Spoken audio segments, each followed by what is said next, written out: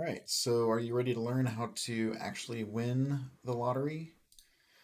First off, you gotta forget everything about superstition and luck. There's no such thing as a lucky store. There's no lucky scratch off coin for scratch offs. Um, Crumpled and torn scratch offs aren't any luckier, and quick picks aren't unlucky. So you can use quick picks, they're completely random. Um, they're not gonna be any less lucky than any other number. So when you're gonna start playing the lottery, obviously you need to know the odds. You should also be playing for an amount that would be life changing for you. So you shouldn't. Um, you should be looking for numbers greater than 1,000, 5,000. 10,000 is good, 25,000 is good, 50,000, 100,000, and up to like 1 million. Um, and like after tax and stuff, you're not actually getting a million, like you're getting, uh, 750,000 or something like that. So you're not actually getting full million whenever you win $1 million. There's other amounts that are out there like 2 million, 5 million, and 15 million if you're doing the $30 Gold Rush Supreme. Um, for $15 million, I don't know. I mean, like, how much better is your life gonna be than winning 1 million or $100,000? Um, if you won $100,000, you'd probably be as happy as you would have if you've gotten a million. Or I mean, you'd probably be happier with a million. But anything beyond a million, I just don't know what I'd do with. What am I gonna do with an extra 1 million? What am I gonna do with an extra 4 million or an extra $14 million? It's not gonna make your life that much better. But actually winning 100,000 or a million is gonna completely change your life. So that's probably, you need to find a number that you actually want to win that would change your life and would make you happy. Um, you might even be happy with 25,000, 50, or 100.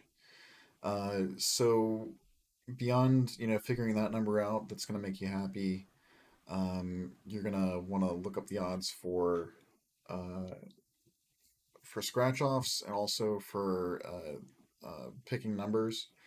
Uh, the scratch off odds are shown behind me, and you can see the top prize is like 1 out of 2 million. And the the problem with the scratch offs is, like, if your odds are 1 out of 2.5 million. um, that's for winning $1 million. So it's pretty difficult to win. I'm gonna go over some of the strategy of how to actually play the pick numbers and how to play the scratch offs, which can help you get a um, higher odds, but or better chance of winning. But at the end of the day, you're still facing those odds of winning there. So um, and the odds of winning for the pick numbers are always going to be better than the odds of winning for the scratch offs, and that's because there's a lot of lower level prizes that you can win for the scratch offs. So for this $5 Gold Rush Supreme, it's got a top prize of 1 million, which the odds are 1 out of 2.5 million. Um, but it has a bunch of lower prizes that are like $500, 200, all the way down to five and $50 and stuff like that. So um, the and I mean, I'll get into the strategy, but you can win a bunch of times on the lower levels, and then you get more chances of winning the bigger prize. So that'll be in part of the strategy that I talk about in the next slide. But as far as the pick numbers go, so you see for the pick five, uh, you have odds of winning that are 1 out of 100,000. And so the pick five, the prize for the pick five is $50,000 if you play the $1 level. So it's $50,000 at the $1 and 25,000 at the 50 cents level. So um, if you compare with the Gold Rush Supreme, you see the $10,000 prize amount, and you have a 1 in 120,000 odds of winning. So you compare 1 in 120,000 of winning $10,000 compared to the odds of 1 out of 100,000 to win 25 or 50,000. So it's almost like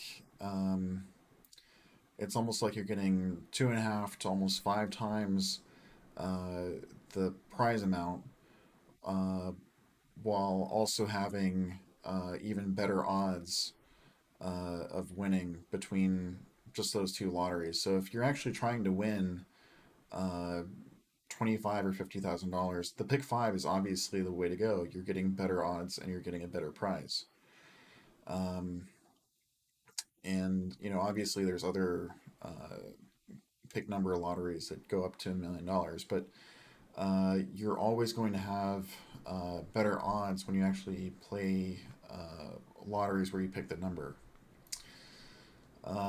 And you end up doing a lot more legwork when you're uh, doing scratch offs. Like you actually have to scratch them off. You have to, collect them and, turn them in and things like that. So there's a lot more legwork that's um, put into the scratch offs compared to the big numbers. And up there, you've got the actual calculation for probability and odds, which you can also look that up other places too. So when you actually get into uh, picking a lottery, like there's different strategies, especially if you're going with a scratch off compared to a pick number lottery. So first off, you should look up the remaining prizes for a scratch off that you're interested in. So you can, obviously you could just look that up online. And you should look this up because you could go to a store and you could buy into any remaining scratch off, but they might already be they might like the top prize might have uh, already been sold out or given to someone. So um, you could still be playing a lottery that's ongoing, and there's no chance of you even winning the top prize because it's already been claimed. Um, so that's why you should always be looking up the remaining prizes that are out there. And then when you actually go into a store, you should buy in groups of 5 or 10 tickets. Don't buy the books because buying the books, your odds even out over time. And if you buy in groups of 5 or 10 tickets, you could actually win. On all 5 tickets. I've won on like 5 tickets in a row. You're probably not going to win on 10 tickets in a row, and you're not going to win on 30 tickets or 60 tickets in a row. So if you want to get better odds, or if you want to beat the odds, you're better off buying in groups of 5 or 10 tickets as opposed to buying a full book of a full stack of lottery tickets. When you buy tickets, you should scratch them off in the parking lot. You should find a safe spot like your car or something like that. So buy your tickets, go to your car, lock your car, and this is so someone can't just walk up on you while you're scratching off lotto tickets and steal them from you or rob you or something like that. So scratch them off in a parking lot, but in your car, someplace safe, and then from there you can when you scratch them off, you could also just scratch off the barcode, and this will save you time. And you can scratch off the barcode, and then scan the barcode and find out how much you actually won, and then that way you don't have to scratch off the full card. It'll save you a lot of time. And then you should uh, if you win a good amount, like $100 to $500, uh, you should try buying from a second book or a second location, and that's just to improve your odds, because if you've already won big on one book, the chances of you winning um, another big prize from the same book are really low. So chances are, if you've won a good amount from one book, you should move on to either buying from another book if the same location, um, if they have like a vending machine, you can just go buy from another vending machine, or you could buy from the customer service desk, and that way you're buying from a different book, and that's potentially improving your odds. Um, or if they only have one book, then you should probably just move on to another location and, like, drive to another gas station or liquor store, and then uh, buy from that store instead. Um, and then you can. I've been to Publix. Publix is pretty good. Publix has they have a lot of vending machines. Uh, the one Publix that's near me, they have uh, one lotto vending machine that will actually have two books in it, and they only take cash, obviously. And then they also have a customer service desk, so potentially there's at least two books for the same game, if not three or four books just for the same game in one location. So if you end up winning on one book, you just make a note of which one you won on, and then move on to the next one and see if you can keep rolling your odds. And then the other one, uh, so you can also go to liquor stores and gas stations.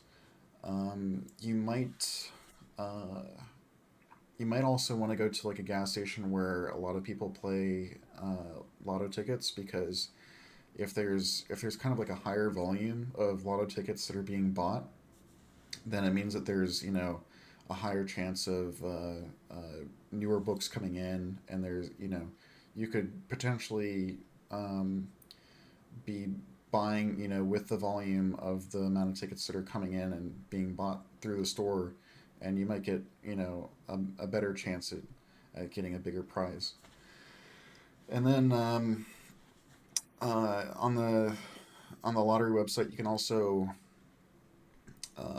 look up winners that have won, and you can also find out, if someone's won near you. If someone's already won a big prize near you, you don't want to be playing the same game that they just won on, because obviously uh, the chances are very low that a big prize is going to be in your area to begin with, and if they just won a big prize in your location, then the odds are going to be lower that you're going to find a big prize like that again in your location. Um, Also, if you pay attention to which locations win uh, most often it's like at least in Florida, it's normally like Miami, sometimes Jacksonville, but Miami, there's a lot of tickets that are being bought there, and so sometimes you have better luck of winning just because there's a higher volume of tickets that are being bought and sold there. Um, and then I definitely recommend going with the pick number lottery. Uh, Everyone always thinks of like going after the Powerball or going after the Mega Millions lotteries. They don't understand the odds of actually winning those, and those are national lotteries. So when you're playing Powerball and Mega Millions, your state lotto is actually uh, putting into the national Powerball and Mega Millions lotto, and so you're actually playing against you know everyone else in the United States, and the odds are like 1 out of 300 million or something for the Powerball and Mega Millions. So you know 1 out of 1 million is pretty high. 1 out of 300 million is ridiculous. Like there's people that play the Powerball and Mega Millions their entire lives and they still don't win. So if you're actually looking to win the lottery sometime in your lifetime, you need to be looking at more realistic lotteries and more realistic odds. That's obviously that's not what everyone wants to hear. Everyone wants to win, $300 million. But the reality is you're not going to be. Most people are not going to be winning that in their lifetime. Uh, if you actually want to win the lottery, there's a very very good chance that you can win playing the smaller lotteries like the pick two, pick three, pick four, and pick five games. They call them pick games, um, and their odds go all the way from like 1 out of 100 all the way up to 1 out of 100,000, and they're even with odds of like 1 out of 100,000, they're still difficult to win. But you know there's a good chance that like at least for 1 out of 100, there's a good chance you can win that in a week. 1 out of 1,000, there's a good chance you can win that out of 2 weeks. Uh, 1 out of 10,000, there's a good chance you win that out of a month or two. Um, and 1 out of 100,000, there's a good chance you win that within like 6 months to a year. So, and then you compare that to Powerball and Mega Millions, where there's a good chance that you're just never going to win that, honestly. So for the pick numbers, you know, you have to get used to losing. Losing is part of the game. You want to find a location that is going to be convenient to you. There's a gas station that's close to me that they actually take debit cards, and so I don't actually have to go to an ATM or anything like that. I can debit directly at the gas station, and that way I don't need to run to an ATM, and so it saves me a lot of time. And I don't have to have cash on me, so that's also safer for me too.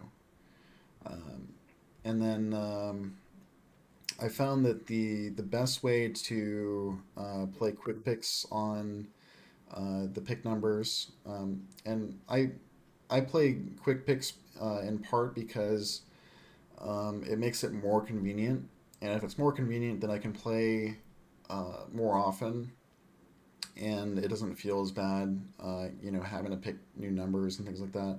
And also, if you're picking new numbers all the time, you're wasting paper. And if you just do the quick picks, you can have it randomly generate each time you go in, and so that way you get fresh numbers, and um,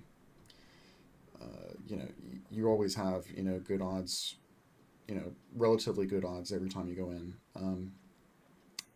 The only problem that I found with the quick picks though is that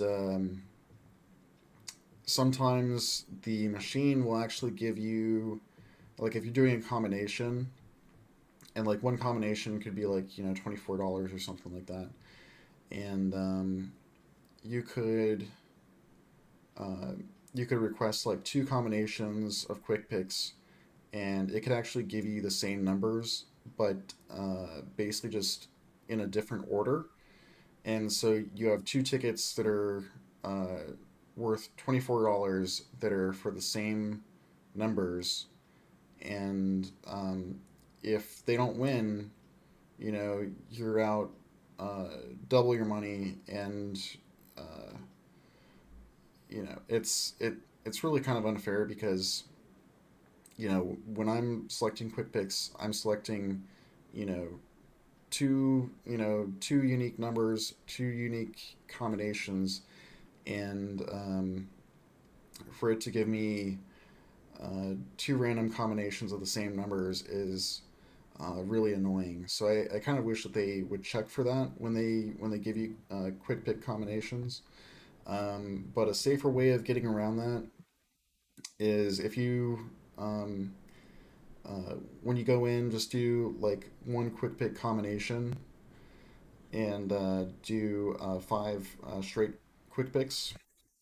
And the reason behind that is because when you do a combination quick pick, there's some permutations of numbers, and there's some numbers that are just never going to be um, that are just never going to come up in that quick pick combination. But if you do the five straight quick picks, then it actually it's kind of like selecting from the larger range of numbers.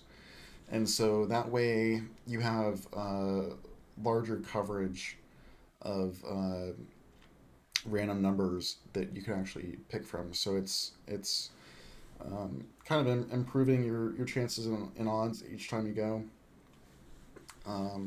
just so that you don't spend more time wasting more time getting more combinations. You're picking from a larger range, and so it could save you time.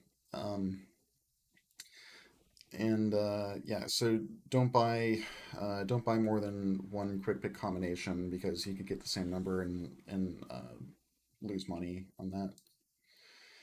And then you need to pick a budget when you're playing the lottery, and you should find a way of sticking to it.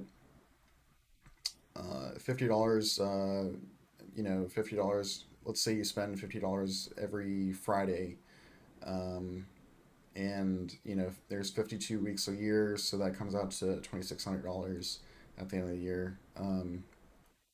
If you double that, then $100. 52 weeks a year is $5,200 a year. Obviously, you shouldn't be spending money on the lottery that you need. Don't be spending money that you need for food or for rent or for housing, because obviously there's going to be a very good chance that you will lose money in the lottery. Losing money in the lottery is part of the game, um, and there's no guarantee that you'll win, unfortunately. Um, so I try to stick to $50 a week, and that's probably, I think, the average person spends less than $100 or something a year. $50 a week is a good amount, but you'll actually win. You'll actually win something throughout the year doing $50 a week. So I kind of figured that that's a pretty good number. If you really want to step it up, you can do $100 a week. But that amount of money you could also be saving and doing other things with too. Um, and then as you play and as you lose, you should also be collecting your tickets, and then recording how much you've spent, how much you've lost, and how much you've won. And you should be figuring out whether you're beating the odds, whether your strategy is actually you know, doing better than the market or whether you're, you know, on par or below. And then you can also, you know, do like little tweaks to help improve your odds. And then the other reason for collecting your tickets, if you don't win, I honestly, I collect my tickets and then I put them into a plastic bag. And then sometimes there's second chance lotteries that'll pop up. So you should check the your local lottery for promotions. And then you can with your collected tickets, you can basically take them, and they normally have like a serial number that's on them, and you can take that serial number and copy it and put it into your account and your website, and then depending on you know how many entries or how many uh, uh, you know bad lottos or you know losing tickets you have, you can enter all of those in, and then there's a chance from that second chance lottery that you can win from that. Sometimes they have prizes all the way up to you know 1 million or uh, I gotta sneeze. So sometimes they have lottos up to 1 million, 100,000, 25, something like that. And so that's why you want to keep your losing tickets so you can enter those in and see if you can win. Um, And the other thing about second chance lottos is sometimes people at gas stations and grocery stores they'll just throw their tickets away, and you know they thought they lost, and you can go around and you can do some dumpster diving and find you know stacks of losing tickets that you can then enter into the second chance lottery, and so even if you didn't buy the ticket, you can still potentially win on the second chance lottery. And that's I probably got a couple hundred, couple thousand tickets just from the trash people that you know threw their tickets away, stuff like that. Um, and if you consider you know your chances of winning, when you compound the odds of winning from the first lottery with the second chance lottery, um, you know you're basically improving your odds of winning. And so the next thing is when you do win the lottery, which if you do play long enough, you will eventually win. Um, what you should do is keep it secret. Don't tell your friends, family, coworkers. Um, don't tell anyone like that. Uh, because if you tell them, they could get jealous. They could try, you know, taking your ticket away from you. They could start, you know, maybe they blackmail you. They try and get your winnings. So there's all sorts of things that can happen. Um, and you know, even if you like, let's say you took a photo of your winning ticket and you put it on social media, and then someone maybe they try and like go into the lottery office and try and claim your ticket. That's possible, but you know they the lottery office at least wants your they want the original ticket, so they're like they can't steal it from you, but it could be really difficult if you don't keep it secret. You should also try and claim your lotto ticket as soon as possible. And this is in part because there's like there are people that lose their ticket. There are people that they have their lotto ticket and they you know uh, maybe they didn't check it. They forgot they won. Um, there's been like tons of stories like that where they you know someone bought a ticket, they forget to scratch it off, they forget to check it, and then you know a month, 2 months later, they finally check it, and then they realize, oh, you know, I won, you know, 100,000 or I won $1 million. Um, so that's part of the accounting process. Like you need to, um, every night or like whenever you get a ticket, just always check your ticket, and you're always accounting and checking. Okay, I bought tickets. Did I win? No. Did I? And just keep going in that cycle over and over. Um, and that'll help you stay current with your tickets so that you don't lose them and you don't let them expire. And then when you do win a ticket, you need to sign the back, and that helps to prevent uh, anyone else from claiming it or stealing it from you. If you don't sign the back, someone else can basically steal the ticket and take it from you. And then the last thing should be obvious, but don't mail your winning lottery ticket. Um, I think they even have disclaimers of like, um, it's like your responsibility and things like that. Because you could win and then mail it in, and then you know, people think that the postal service is incredibly trustworthy and everything like that, but I've had things that were stolen in the postal service before, and there's little recourse if it does happen. You know, uh, you could report it, and then they don't have a security camera that's working, and they don't have anyone that was watching this one employee, and you know, there's all that sort of stuff that pops up. Um, so when you do win, you need to sign the back of your ticket. Do not mail it, uh, because people in the postal service will see that you're mailing something to the lottery office, and they'll think, oh, this is a winning ticket, and they can basically steal it out of the mail, and so you might lose your $1 million ticket in the mail. So don't do that. You need to sign your ticket and take it directly to a lottery office as soon as you can, and that's so you don't lose your chance in your ticket. And that sort of stuff does happen.